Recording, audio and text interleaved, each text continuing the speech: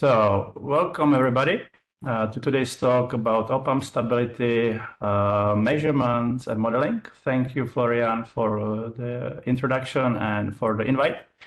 And we have quite some stuff to go through today, so let's start.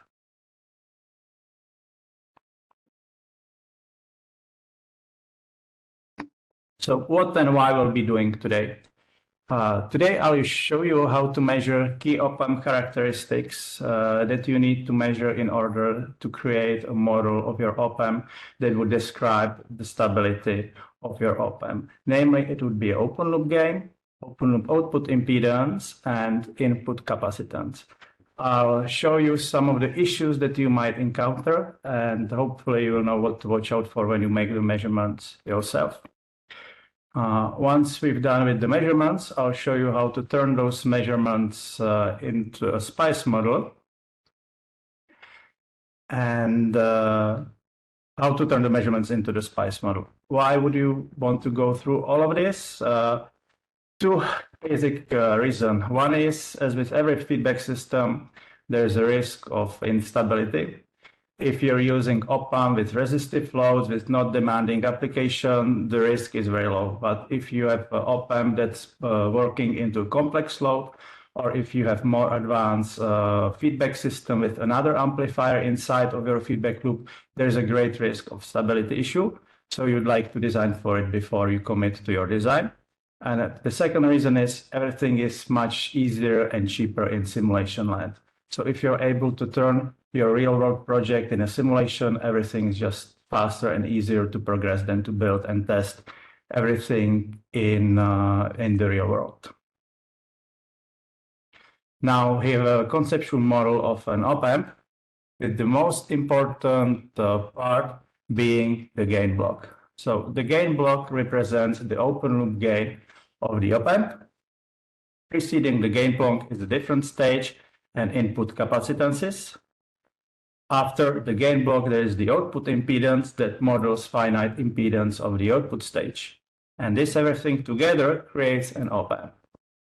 When you apply the op-amp into your design, you usually have something loading the op-amp. So you have your load impedance, and you have a feedback network that defines your op-amp behavior, setting the gain or possible some filtering action. All of those aspects that I've just described modify or have an impact on the stability of your op-amp. All of the things that are inside of the op-amp are frequency dependent.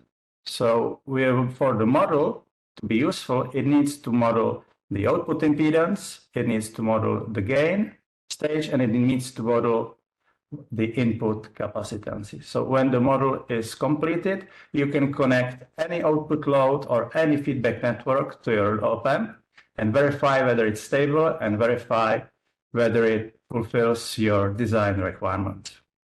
For op-amp evaluation, we will be making a small test board. I'm a huge fan of a test board. Like, for almost every IC, before I commit to using it, I make a small 2-layer or 4-layer test board. The boards are really simple to make. They doesn't make too much time. They are cheap to build, cheap to populate. And it allows me to evaluate the IC thoroughly before I spend the time and money on building the final design. Measuring the op-amp is no difference. The dedicated test board is great because you can put in all the required test points that you need. If you need to evaluate the op-amp in a different test configuration, you can design for that as well. You can provide the onboard load that you can evaluate with, and you can optimize the design for the op-amp, for example, by reducing the ground capacitance under the IC pins. Chances are, if you're evaluating the op-amp in your design as it will be built, there is no room for all the test points or for all the connections that you would like. I'm also a great fan of MMCX connectors, which provide hand-free connections and are rather universal. So you can use them to connect the scope probe, you can use them to connect the spectrum analyzer or a Bode. One thing to note is that we'll be measuring the op-amp on the test board, and such the result your evaluation will include the board effect of the effect of your test board into your model as well. So it's really, you are not modeling the op-amp only, but you are modeling the op-amp as is implemented on the test board. We try to minimize the effect of the test board, but still there will be a little bit of the PCB effect on the model as well. So we do the test board because it makes our life easy. If you have the proper test point in place and you just disconnect and connect probes, it's much faster than repositioning the probe holders and worrying that you might short out something during your test campaign. So this is just a quick schematics for the op-amp test point, for the op-amp test board. As you can see, we have many MMCX coaxial connectors, and by grounding different inputs or by injecting signal in the different inputs, we are able to change the configuration of an op-amp based on what we need from the test. Now, once you build the board, you'll see it's rather small, cheap, easy to produce, easy to populate. On the picture, you can already see a coaxial connector with a RG174 coaxial cable that's really thin and easy to work on the right. And on the left, what you see is a scope probe connect to the MMCX connector.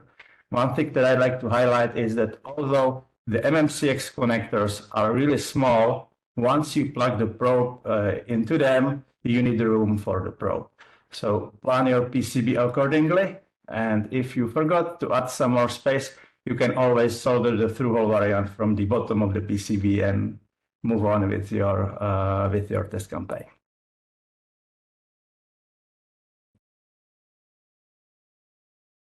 Now, how to connect to MMCX with your scope probes. With most probes, you'll get a nice accessory bag that contains the scope tip to BNC adapter. This scope probe accessory bag is probably somewhere in the deepest drawer of your laboratory, but it's very useful, especially this one part. Once you add the BNC, you can go from BNC to SMA and from SMA to MMCX.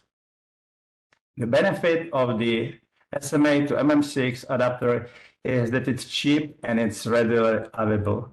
You can also get direct adapter from MMCX to BNC, but they are usually custom made and they cost around 40 euros. So they can be rather expensive. The MMCX to SMA you can get from Mauser DigiKey for a few bucks. Yeah. The MMCX connection, even with the heavy probe, provides a robust and hands-free testing solution. So you just plug the probes and it stays in place, keeping your hands free to operate your test equipment or to write notes. The MXCX connector contains a small retention clip, so it is really a sturdy connection. And if you're using a through-hole variant, it is also a very robust one. So you don't worry that you would break the connector with the probe. Now, let's start with the measurements. And first measurements that we'll be discussing will be an open loop measurement. The open loop gain of the amplifier is all of the gain that is available to the amplifier. If you have an amplifier without a feedback and you inject a small signal in the input, this is the characteristic that you will get at the output. This is the most impactful characteristic of the op-amp, as bulk of the open loop gain will be used with the negative feedback to linearize your device. Ideally, you would like the open loop gain to be infinitely high and to have infinitely wide bandwidth, and that would in turn make our lives very easy and your op-amp absolutely perfect. Unfortunately, as the signal travels through the op-amp, during all the junctions, it incurs a phase shift, which jeopardizes your stability. So by a certain frequency, you need to get rid of the gain, and this is usually done by something that's called a dominant pole compensation.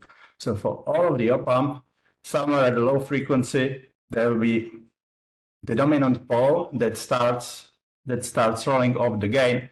So by the time you incur sufficient phase shift within your op-amp structure, you have sufficient low gain in order to maintain stability. You as a designer choose how much signal gain you need. So in this example, we have a pump with 100 decibels of open loop gain. And if you put 20 decibels to your signal gain, then the rest 80 is your loop gain. The difference between your noise gain and the open loop gain is your loop gain. It's exactly the same thing that you measure with the injection measurement as demonstrated by Florian a few moments ago. If you look at the plot, there are a few things to notice. A, as you go up with the frequency,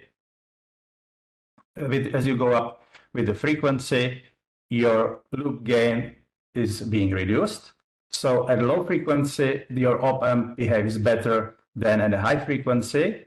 And B, the higher the signal gain, the lower the loop gain. So for example, if you have a high gain application, it might be worthwhile to split the gain into the two stages with smaller signal gain while creating both of the stages more linear, as you will have a higher loop gain and higher linearity.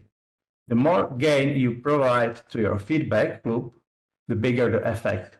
Feedback impacts impedances, harmonic distortion, noise, and is the driving factor for the performance of your op-amp.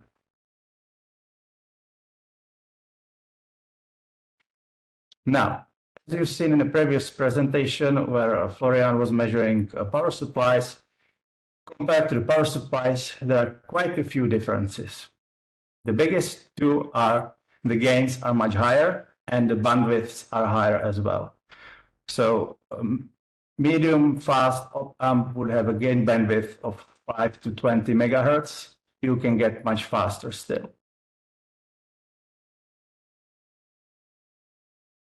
As you have the input of the op-amp available, there are three different options how to measure the open loop gain. If your op-amp is stable with the unity gain, you can measure it the same way as you evaluate stability with the feedback injection, because the loop gain equals the open loop gain as the signal gain is equal 1. If you have a non-inverting amplifier, you would unfortunately need a differential probe to measure the voltages between the inputs of an op-amp, which doesn't make it very convenient. The third option, and the most convenient one, is using an inverting amplifier.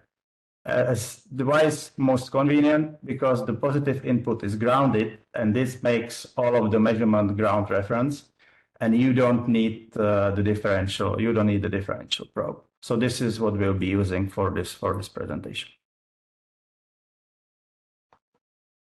Now the test setup connection is rather straightforward. You're measuring the voltage ratio between the output and between the inverting input. As non-inverting input is grounded, the measurement is directly from the definition of the op-amp gain. One thing to note is that the gain of the amplifier depends on the loading, and the model that you are building is valid for the certain operating condition of the op-amp. So if you're performing the measurements with a certain amount of output load at certain voltages, the performance will differ if you load the op-amp heavily or if you change the operating conditions. Now let's take a look at the result. So this is the open loop gain of the device under test, evaluated with the different probing solutions. Now, why does this matter? Again, compared to power supply measurements, there is no inherent capacity at the output of op-amp. At the output of your power supply, you have a decent amount of capacity. So whether you add probe capacitance or not, it doesn't really matter. Unfortunately for the op-amp, there is none. So any bit of capacitance that you will add will impair your measurement, as the capacitance with the impedance of the op-amp will create a phase shift. We've tested the measurement with several probes. The blue trace is 1x probe that provides the worst performance, as the loading is the highest. Then we've tested 10x probe, the PML probe for the Bode 100, and active probes. The performance is better still. We've also tested self-made low impedance probes, which is just a fancy wording for take MMCX connector, solder a resistor on it, and connect it to a coaxial cable. And those turn out to be the best performance so far. And I was a bit surprised by the performance of the active probe, because on the paper, the load capacitance was around 1.8 picofarad, and it should perform on par with the MMCX probes that we've built. So we decided to investigate the loading a little bit more, and we found our villain. It turned out that the nice adapters that will allow you to perform hands-free measurements on the output, they come with their own baggage.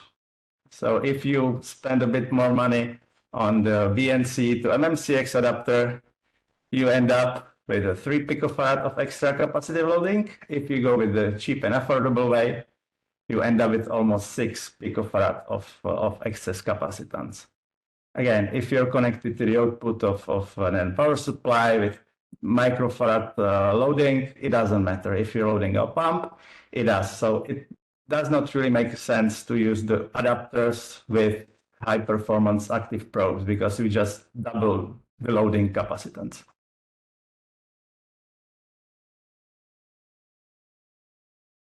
So what can you do with this capacitive loading effects? First, pick up low capacitance probes and don't use adapters. The best performance is provided if you connect directly the probe tip to your device under test. So that would either need a pin receptacle for a pin tip, or some sort of probe holder, or hand holding. As the sweep times can be rather long, I don't really recommend the manual holding of the probes. The risk of you shorting something is quite severe. They are dedicated MMCX probes. Unfortunately, they are very, very expensive, so I don't have personal experience with them. But you can make your own low-Z probes with the MMCX connector and the resistor in series. And that works surprisingly well, and it's extremely cheap. So if you'd like to compare just how the capacitive loading looks like between the different probes, it's like this. The active probe would be somewhere around 8 picofarads with the adapters. Without the adapters, the active probe would be better than our in-house solution with the MMCX adapters. Now, so far we've focused on the high end of the frequency range, as this is the most important part for the stability. But when you extend the scope and you measure it all the way from the low frequency, you'll see that when you first do the measurements, you'll see something unexpected, and that would be that your measurements will top out much sooner than you expect. The op-amp that we are measuring has an open loop gain in excess of 140 decibels. So flattening the gain curve at 100 decibels is not expected. If you have measured low impedances with a shunt-through connection, you have encountered the very same phenomenon, but in a different test setup. So we are measuring low voltages at a low impedance node, and now the connecting impedance of the bodies of the grounding starts to play a role. So this is braid error in disguise, manifesting itself in a gain measurements. So what you can do with that to make your measurement better? You can go through your lab, through all the drawers, find the highest permeability core, and route cable of your probe through the core as many turns as you possibly can. That helps, but this will only get you so far because of the frequency range. So if you really like to go from 1 Hertz, this will not work, or even 10 Hertz. So you can use a differential probe. That works great. If you have a wideband injection transformer, you can use this to isolate your low Z probe as a 50 ohm system, but again, there is a bandwidth limit on your transformer. And the third option is you can leave it as it is. It might sound strange, but if the goal is the stability model of your op-amp, the performance at 100 Hertz does not really have direct impact of your stability at 10 megahertz. So now we have our data measured, and what we can do with our data.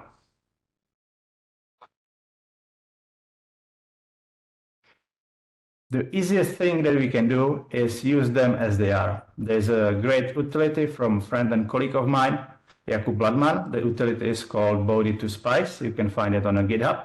If you have a bug report or feature suggestion, he'll be happy to hear you out. This utility takes the export of the trace data from the Bode software and turns it into tabulated SPICE entity. So you can import, it creates a SPICE part for you. The performance of the part is defined by the frequency table, and it supports both transfer function and impedances.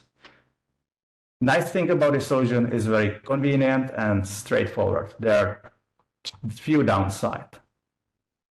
The biggest downside is that the tabulated source frequency sources in LTspice do not work for transient analysis. So you're locked in AC analysis only.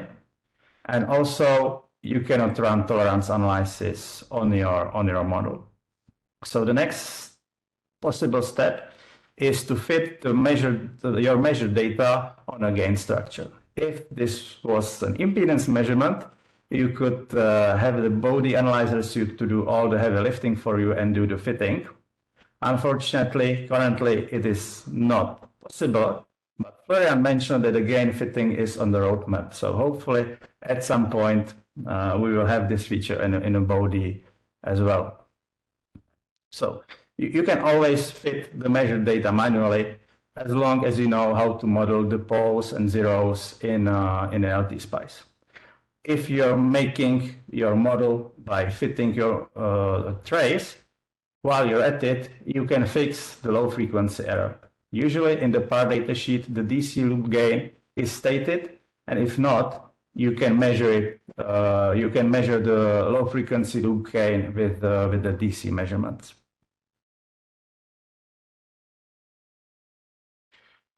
Now, this is a gain stage that approximates our measurements. This was done by the manual fitting, and don't be alarmed by the complexity. It's not really that complex, just the first sight issue. So when we go through the different stages, so at the beginning we have a gain stage that defines our DC gain. After that, we have a capacitor that defines our dominant pole. So this is the first part of our model with the difference at the input. In the middle section, there is the attenuation. The middle section models the change of the slope.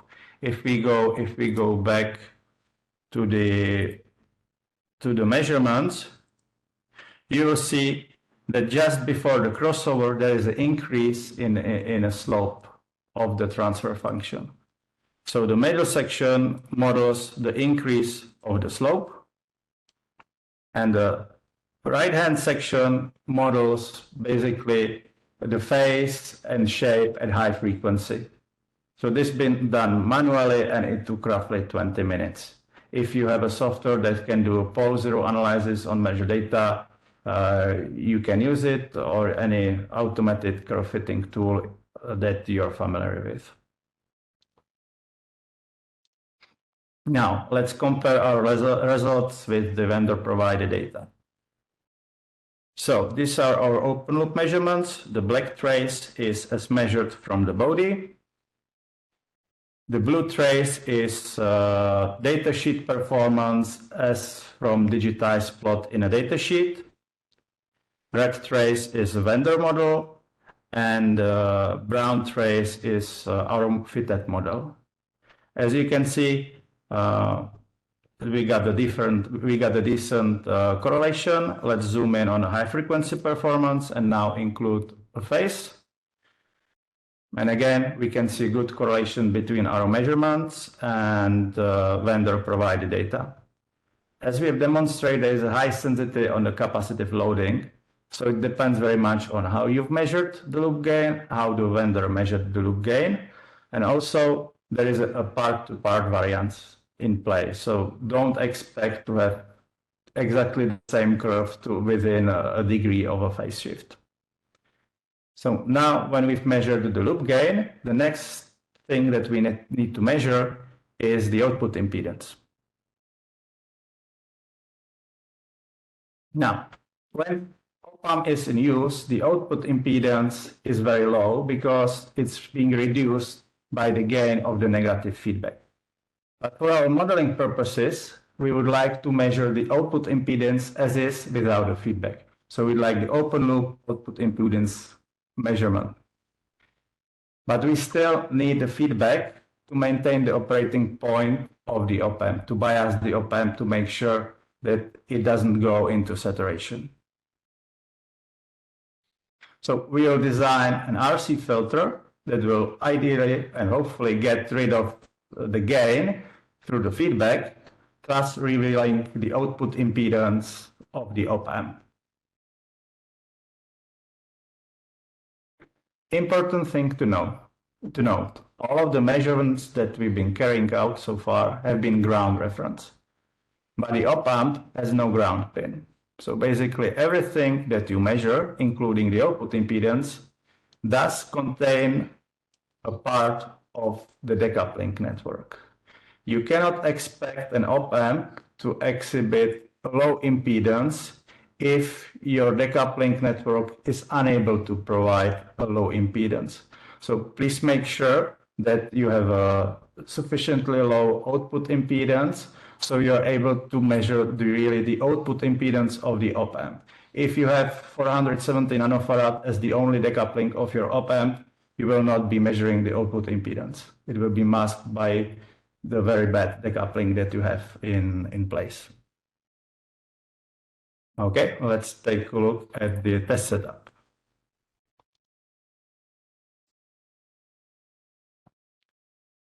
So in this test setup, we've been using a 2-port shunt-through test connection as is industry standard for low impedance measurements.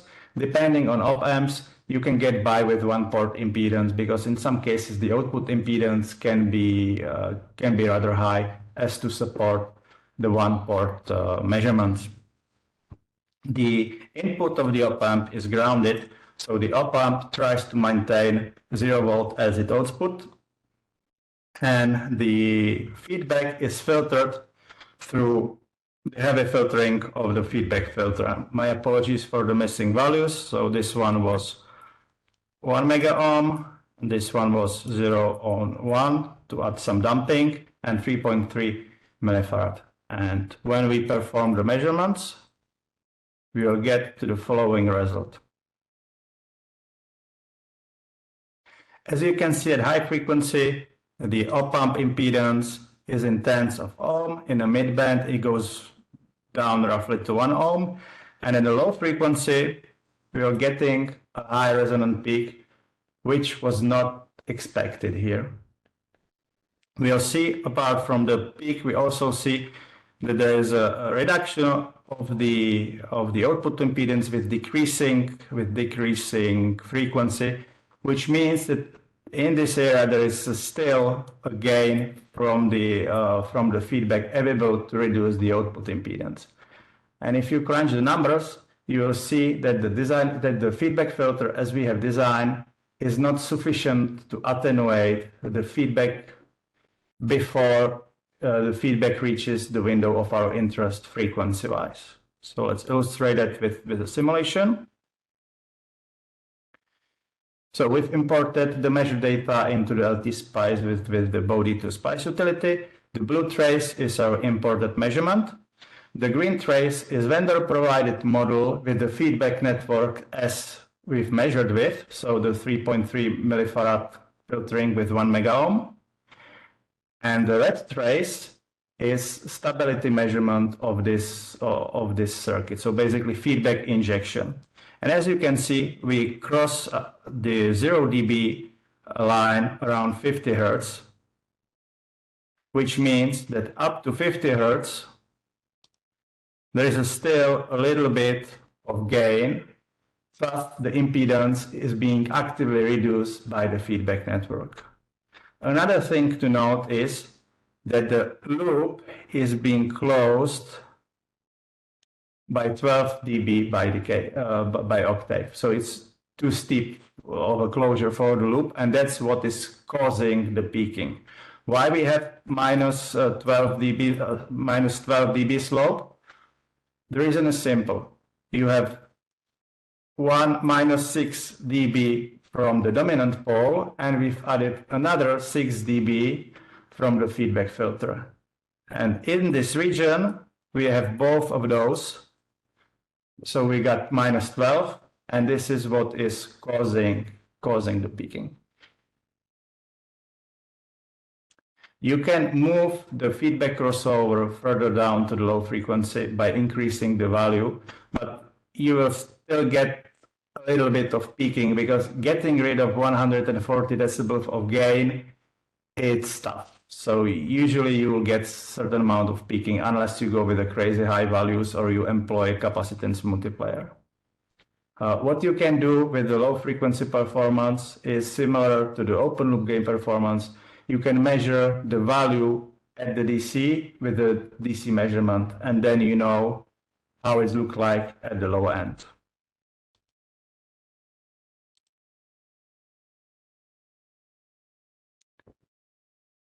Sorry for different colors.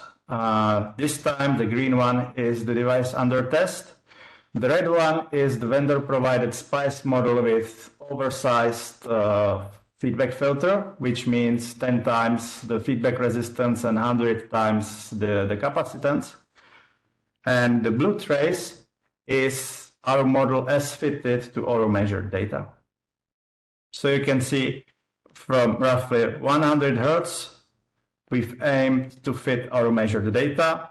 For the low frequency impedance, we've chosen to use the impedance as provided by the vendor model. Now, this is how the output impedance is modeled. There is a great literature from Texas Instruments that describes different output topologies for op-amps and how to model them. And with the impedance measurements, if you don't feel like manually fitting your measured data, you can use the Bode analyzer suite to do the heavy lifting for you.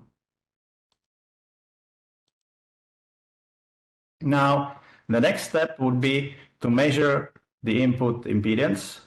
In our case, we simplify the complex input impedance just to input capacitance. We have two types. We have a differential mode capacitance, and we have a common mode capacitance. For all further purposes, we assume them to be grounded, but again, that's contingent on the decoupling of your op-amp.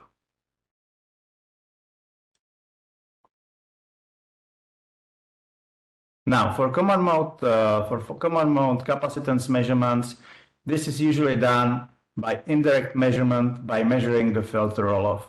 So how do you do it? You configure your device under test for the selected load. You provide input to the non-inverting input via a high-value resistor. You remove your device under test, and you measure the transfer function. So now that you will see a low-pass characteristic with the roll-off caused by the capacitance from the positive input of the missing amplifier. Again, if you have a dedicated test board, you can just solder 2 connectors and a resistor and test it on the other board. The difference between the two 1% resistor or between the two PCBs of the same design is negligible in grand scheme of things, and it saves you on soldering and desoldering, the op-amp. Now, when we perform the measurements, those are the two characteristics that we got. Now, as you're measuring low capacity, I highly suggest using low capacitance probes. So active probes work best. So the red trace is just the test board without the op-amp. The blue trace is the measurement with op-amp in place.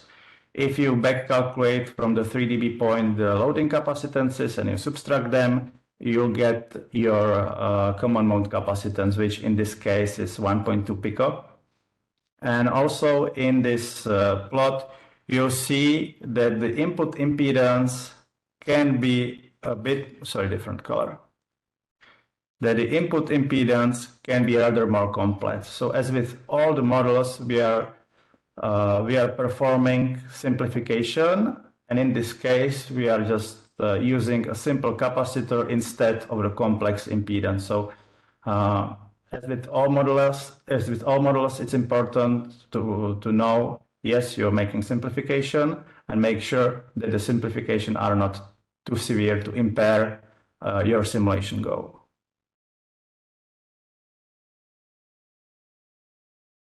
Now, for differential mode impedance, the measurement or the test setup is a bit more involved. And the reason is the differential mode impedance or capacitance is hard to measure. And the reason for that is that both sides of the capacitances are driven by the same signal as the effect of the negative feedback, which means that the impedance is basically invisible. So what we do is we measure at a high frequency, so the impedance is not masked by the loop gain, and we are measured with the voltage current impedance measurements of the Bode. So at the inverting input, we measure the voltage via the channel 1 of the Bode 100. By channel 2, we measure the current that is flowing out of the non-inverting input. And by measuring those two values, we are able to calculate the impedance between the inverting and non-inverting input of the op-amp. This current sensing resistor can be external, or it can even be the internal 50 ohm termination of the Bode. And if you measure high enough, frequency-wise, you'll be able to measure your capacitance, the differential mode capacitance. Because as the loop gain is decreased, the differential mode impedance starts to be visible. So about few megahertz, you start to get a good reading, and you can calculate from the impedance trace, you can calculate the capacitance. And in this case, the capacitance turned out to be a bit over 7 picofarad. Both of the capacitance turned out to be roughly 20 to 30% lower than specified as a typical value in the datasheet.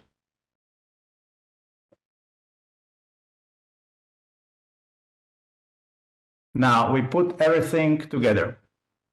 So this is the model that we've created.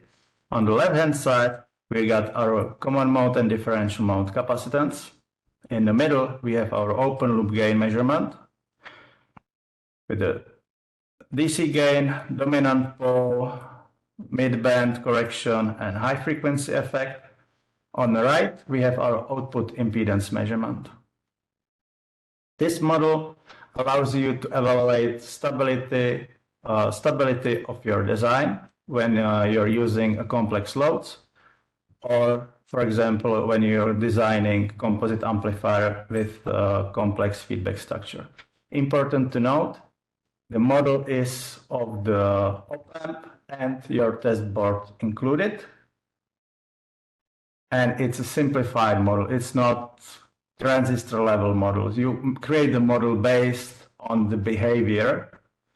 So it's not 100% representation of your device. So it's just simplification and approximation that should help you designing your next op-amp circuitry. But you will need to verify the design on the bench as you build it, because sooner or later you will introduce some other effects that are not modeled with your model. So you will still need to perform the feedback measurement to verify the stability of the op-amp. And luckily for you, the test setup is simple and is very much the same as described by Florian in previous presentation.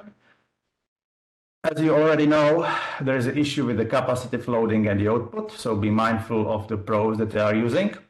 And in this particular setup, or in this arrangement, there is one more thing that you need to be mindful of, and that's the performance of your injection transformer.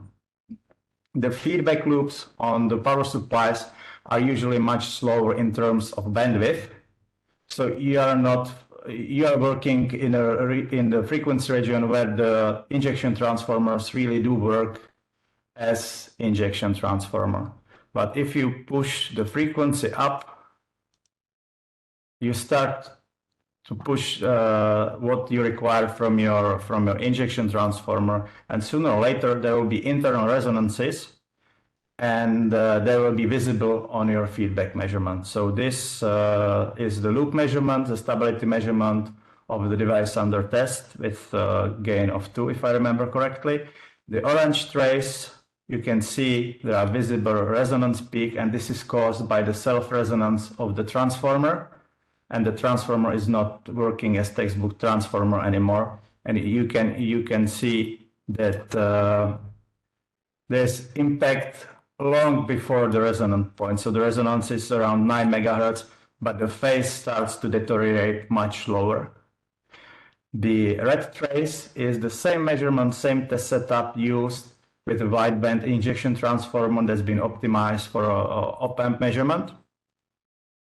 And that has this bandwidth. So you can see it's the 3 dB bandwidth is better than 50 megahertz of the Bode 100.